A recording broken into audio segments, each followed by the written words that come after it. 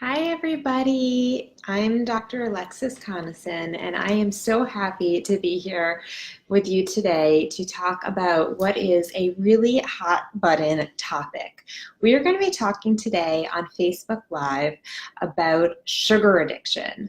We're going to be really specifically talking about sugar addiction and how it relates to mindful eating.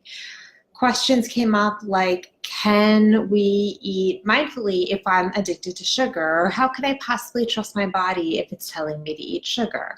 So we're going to get into a little bit about, some of these questions. I'm going to take any of your questions live. So if you have questions that come up while we're chatting, feel free to type them into the comment box and I'll try to get to them. And we're going to just jump right into it. I'm Dr. Alexis Conason. I'm a clinical psychologist. I'm in private practice here in New York City. And I actually have a lot of experience with sugar addiction because my early work in the field was actually in working in the addictions world, and very specifically my research for my doctoral dissertation was looking at addictions after people who get bariatric weight loss surgery. And it was one of the early studies to show that people are actually developing problems with alcohol overuse following weight loss surgery. So that kind of brought me into the intersection of the eating and addictions world, and I spent a lot of time collaborating with different researchers in the food addiction world. So that was kind of in the early days of my journey before I discovered the really basic fact that diets don't work and that restriction is actually making us all feel really crazy, and changed my game away from obesity research, although I still do a little bit of obesity research and keep one foot in the field. I'm going to be speaking at a bariatric surgery conference coming up just in a few in June about eating disorders after weight loss surgery, as well as self-harm after weight loss surgery. So it's still something that I do a little bit of work with, although I have really moved more generally to working with people struggling with overeating and people who are desperately trying to get off of the diet, binge, self-hatred, shame spiral cycle. Most of you probably know what I'm talking about. If you've ever been on a diet, you've probably been there. So one of the things that can interfere with our ability to eat mindfully or to really trust our bodies is this idea of sugar addiction, because it's scary. People are really scared of sugar addiction, and for good reason.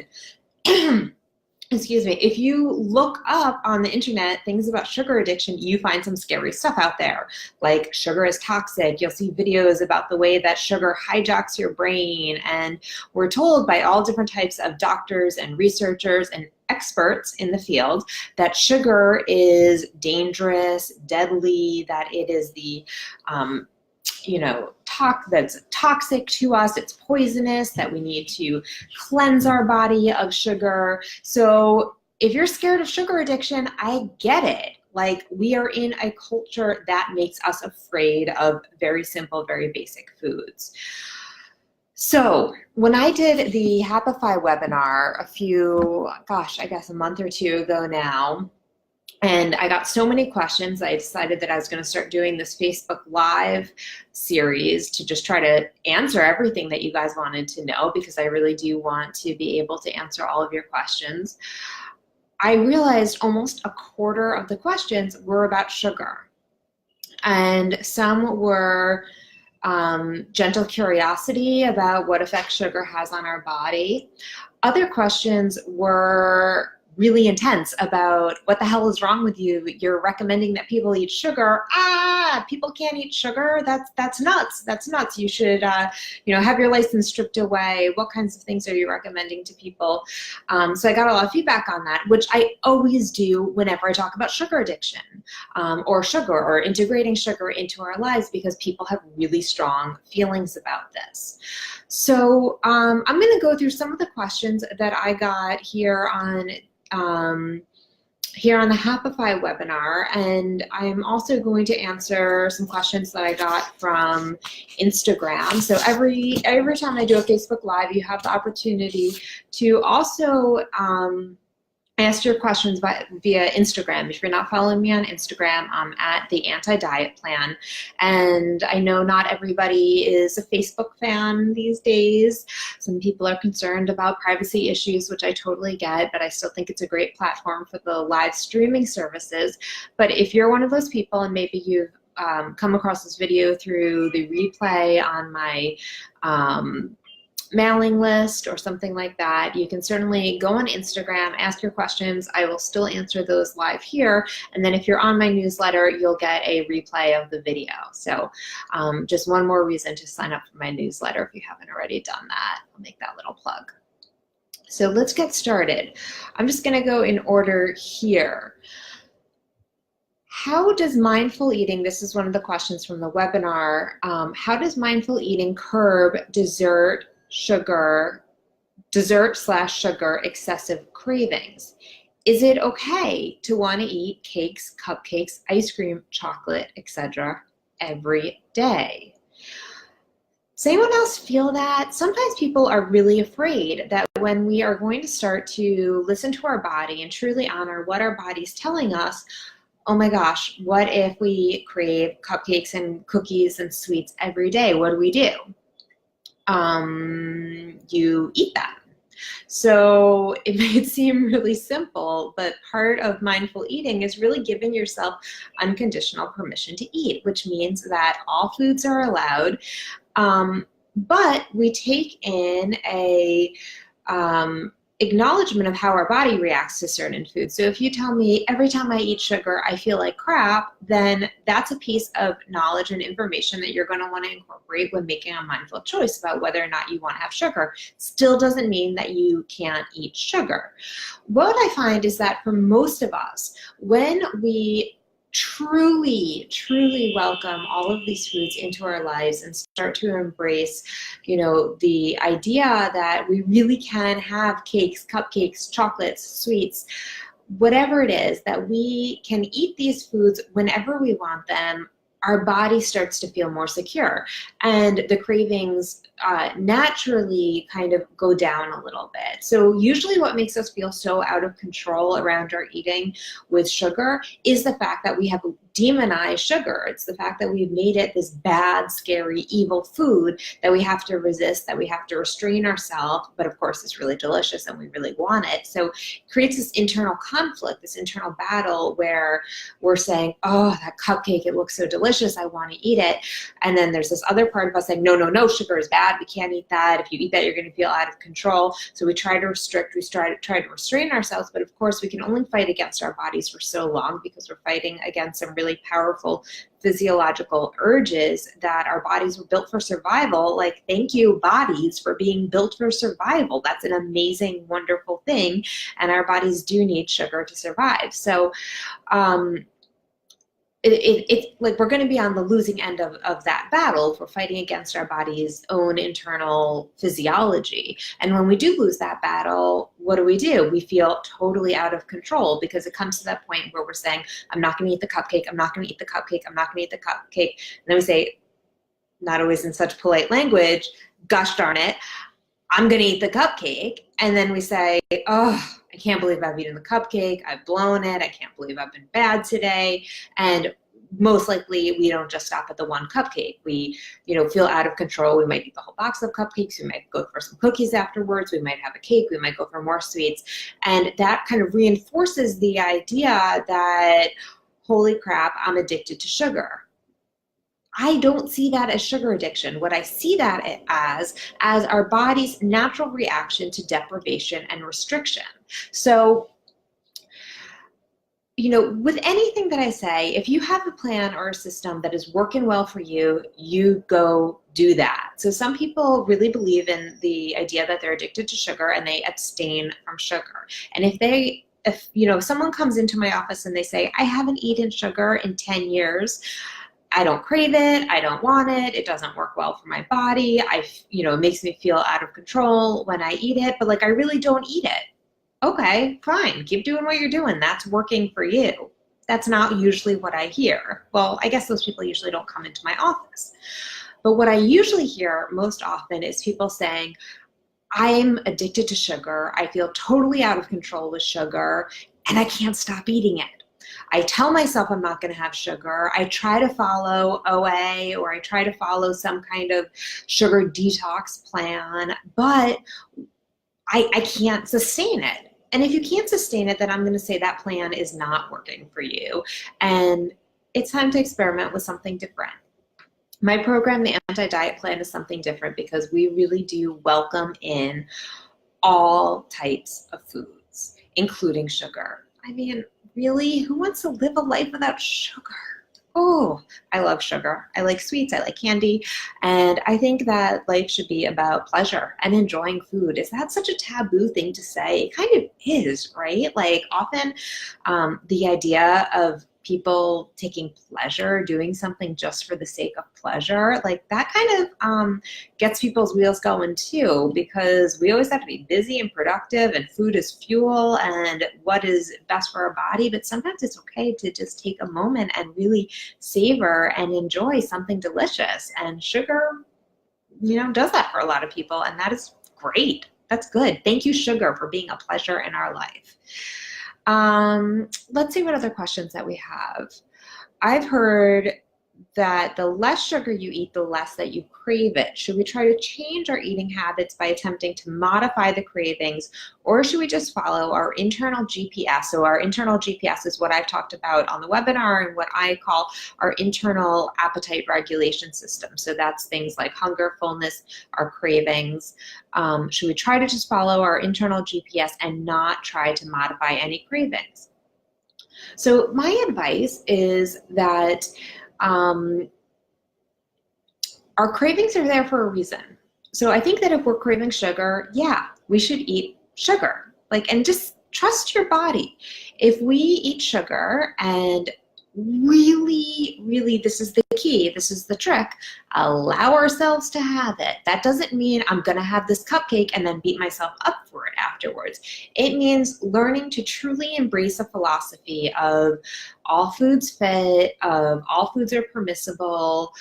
What do we want to eat? And if our body's telling us that it wants to eat sugar, then yeah, I really do think that it's important to listen to that and to honor that craving, because the more that we fight against our body, whether the craving is for sugar or for any other type of food, the more that we're in conflict with ourselves, right? And being at war with ourselves is no fun. It's no fun. That is like the number one epidemic that I see people struggling with, is that we just are immersed in self-hatred. And that self-hatred comes from a struggle with ourselves, not trusting our body, not honoring our body, not listening to our body's internal cues. And it's exhausting. It's exhausting, and it's just miserable. It's a miserable process. So I say yes. If your body is telling you to eat sugar, enjoy. Eat it mindfully. Don't miss the experience. Don't judge it. Truly welcome these foods in as you would any other food, and allow your body to try to kind of re-regulate around the idea, because this is new for a lot of us, that sugar really is permissible. So often we do feel out of control when we initially start reintroducing these foods into our life. So if we've had a lot of rigid rules around food and have been used to saying sugar is bad, we can't eat sugar, when we first start to say, okay, maybe let's see what happens when we eat sugar, there sometimes is a reaction of, oh my God, I can eat sugar again? This is wonderful. And we might go and, eat like a lot of candy one day, or eat a lot of cakes or a lot of cupcakes, or you just eat a lot of sweets. And this can feel, like, oh my gosh, what is this crazy lady telling me to do? Because I'm eating so many sweets, I feel like I'm out of control. But stick with it. And I think if you stick with it, all of a sudden, not all of a sudden, but over time, something clicks. And that does feel like all of a sudden sometimes for people. If we continue to practice this way of non-restrictive eating and allowing our body to have whatever it wants, whenever it wants it, our body does eventually come to believe that we are going to feed it what it wants.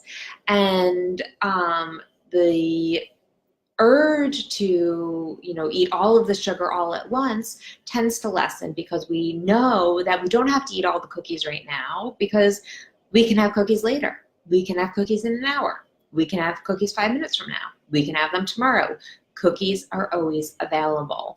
And when we really get that, when that really takes hold in our brain, and it takes a while to do because we are so immersed in diet culture and so immersed in villainizing certain foods, and sugar certainly is the food villain, of today. We start to feel more sane around some of these foods. Sugar loses its control over us. So a lot of these questions are kind of along the same lines. What do you do when you get sugar cravings? You eat sugar. This person says they regularly get sugar cravings about 10 to 15 minutes after a meal. Delicious. Good for you. Enjoy it. Is there a way to think about like what you want to eat, what kind of sugar? I mean, most of us aren't eating like tablespoons of just straight white sugar. Usually sugar isn't food. So we can think about what kinds of sweets we most enjoy, what you most want at that moment, and eat it mindfully. And wonderful that you get cravings for sugar about 10 to 15 minutes after a meal. That sounds like a really nice little dose of pleasure to include in your day.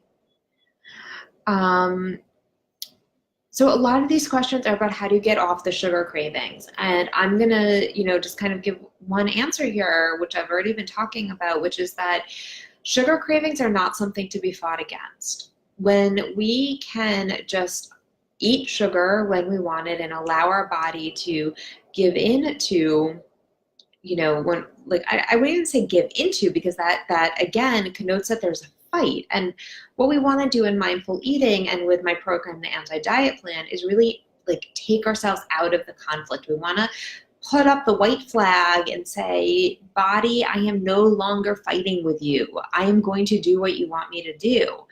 And so if you're wanting sugar, eat the sugar and see how your cravings start to regulate, because for most people, in my experience, things start to feel much more sane and much more in control when we just eat what our body's telling us to eat. But again, we have to really work on the piece of truly allowing ourselves to have these foods when we want them, giving ourselves food security, knowing that these things are always going to be there, that we're not going back on a diet plan next week, that we're not going to eat like the whole package of cookies and say, oh, see, I can't keep these cookies in my house. I'm totally out of control. If you eat the package of cookies, go buy another package of cookies. I recommend that people usually have more than they think they're going to eat in their house. So if they're struggling, feeling out of control eating cookies, go buy 5 packages of cookies. And every time you've eaten a package of cookies, go buy another package. Over time, our body gets a message. These foods really are available. We're not hopping back on Weight Watchers next week.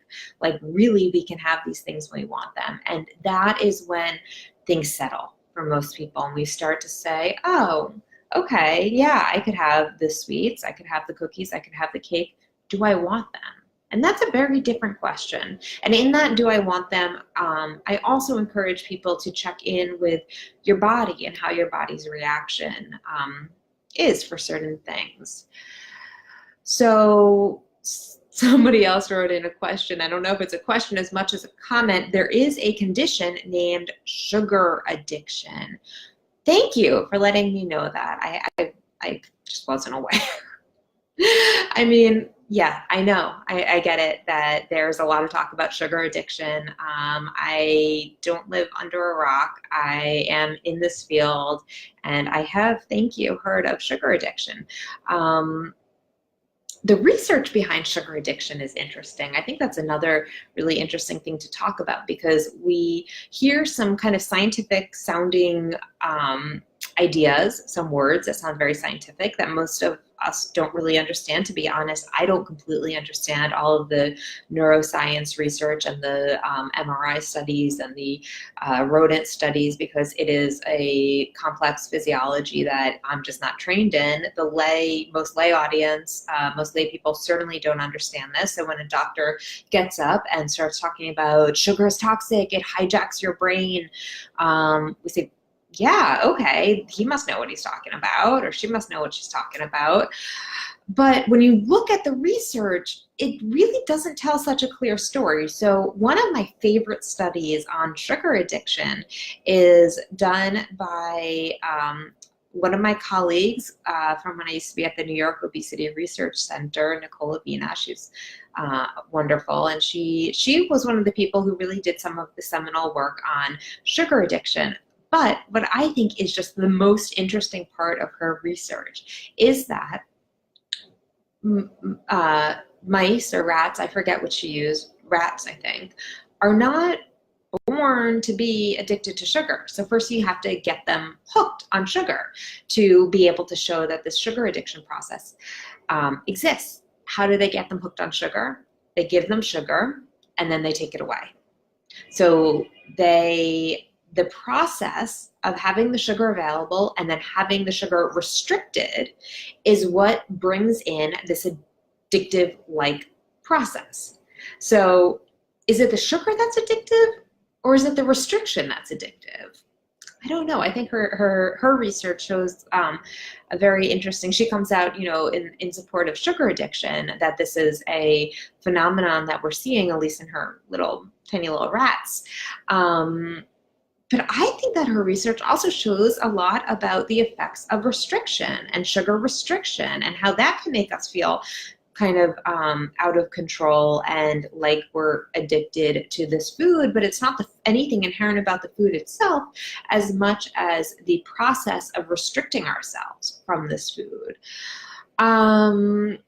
Some other studies that people often talk about are studies done by a group with Nora Volkow, who is a leading addiction specialist over at NIH, and she did, and I think, I can't recall off the top of my mind, but I can get the references if anyone's interested.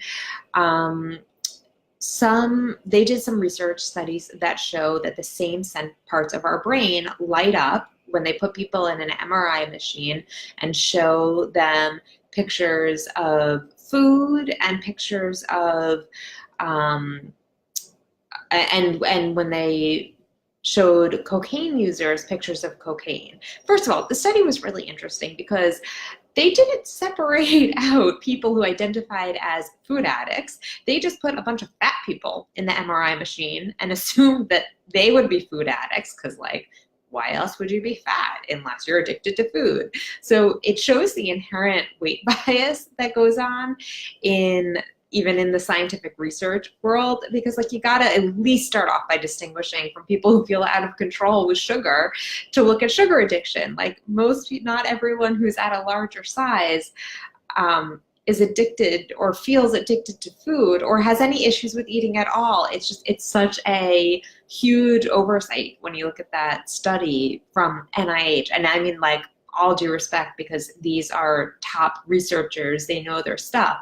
But I think that inherent bias is kind of just really ingrained in the research that we read. But anyway, so the study put a bunch of fat people in the MRI machine, and it put a bunch of cocaine addicts in an MRI machine, and they showed the fat people pictures of food, and they showed the people who were addicted to cocaine pictures of cocaine and drug paraphernalia, and they found that the same regions of the brain lit up. So this was huge news. This was super exciting. I think that 60 Minutes did a story on it, got tons and tons of media coverage, everyone saying, oh my gosh, here's the evidence that we've been looking for.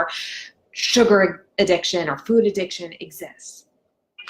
What they don't tell you is that our brain, also lights up when we are having sex. Our brain, the reward centers of our brain also lights up when we are listening to a beautiful piece of music.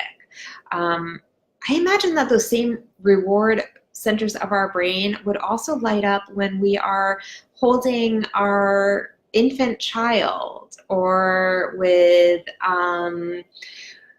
it's the reward center. It doesn't mean we're addicted. It just means that these things are rewarding. And yeah, is sugar enjoyable and pleasurable? Yeah, good. We should have enjoyment and pleasure in our lives. This is not a bad thing. It doesn't mean that we're addicted. It doesn't mean that we are, addicted to music just because we enjoy listening to music. It doesn't mean that we are addicted to our children because of the chemical reaction that we get when we hold our newborn. So I think we have to really kind of look through some of this research with a fine-tooth comb and pick through the inherent weight bias that's in a lot of it, and look at, what does the research, what does the evidence really show? There is a great article that came out recently summarizing some of the research. I can post it in the comments section. I also have a chapter in a book that was edited by Nicole Avena, who is the one who did all that research on sugar addiction, looking at the ways that restriction, it's a book for more of an academic audience, but if anyone's interested, I can post the reference as well. It's a chapter looking at how restriction is actually the piece that makes us feel really out of control with eating. So great, I have some comments. So this is a comment from Laura. Having eaten mindfully for a few months, how nice it was to treat myself to a few select pieces of chocolate dipped cookies, fruit at work today without guilt. Yum, sounds delish.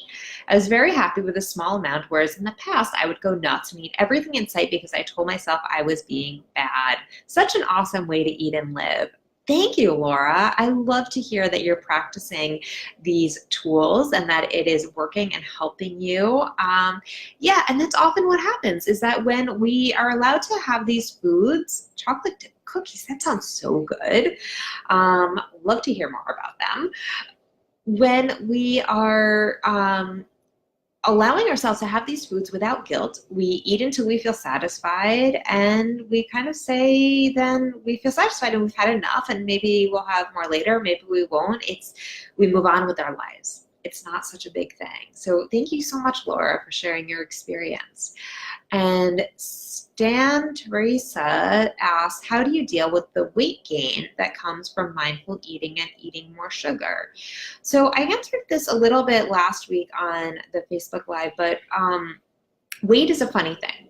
So we are taught that we should have complete control over our weight, right? Has anyone ever tried to lose weight? Anyone in the audience? If you have, you probably know that that's not really the case.